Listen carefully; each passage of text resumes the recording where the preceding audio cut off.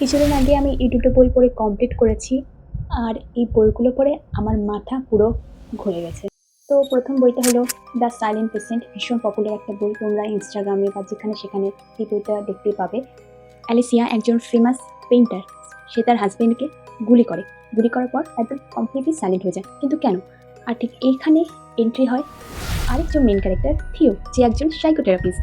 আর সে obsessed হয়ে পড়ে এই কেসটা নিয়ে আর জানতে চায় যে অ্যালিসিয়া কেন কিছু বলছে না। এভাবে ধীরে ধীরে গল্পটা এগোতে থাকে। থিও অ্যালিসিয়ার বিভিন্ন আত্মীয় স্বজন বন্ধু বান্ধবের সাথে মিলে এক নতুন অ্যালিসিয়াকে চিনতে পারে। আর সবচেয়ে বেস্ট পার্ট হলো এই গল্পটাতে আমরা দুজনের পয়েন্ট অফ ভিউ দিয়ে দেখতে পারি। একদিকে থিওরও দিক দিয়ে তার গল্প চলে, আর ওদিকে অ্যালিসিয়ার দাঁড়িয়ে থেকে অ্যালিসিয়ার দিকটাও আমরা জানতে পারি। আর তোমরা যদি এর এন্ডিংটা প্রেডিক্ট করতে না পারো, তবে বলছি এই জায়গায় গিয়ে তোমাদেরও আমার মতো ঝটকা লাগবে। সেকেন্ড বইটা হলো দ্য হাউসমেট। এটাও ভীষণ পপুলার একটা বই, রিসেন্টলি একটা সিনেমা বেরিয়েছে। তবে বলবো মুভি দেখার আগে গল্পটা অবশ্যই পড়ো, কারণ গল্পের বই পড়ার আলাদাই মজা। মিনি একজন হাউসমেট রূপে একটা ফ্যামিলিতে নিযুক্ত হয়। বাড়ি থেকে ফ্যামিলিটাকে একদম পারফেক্ট ফ্যামিলি মনে হয়, কিন্তু কাজ করার সাথে সাথে দিনের পর দিন তার সাথে বিভিন্ন ঘটনা ঘটতে থাকে।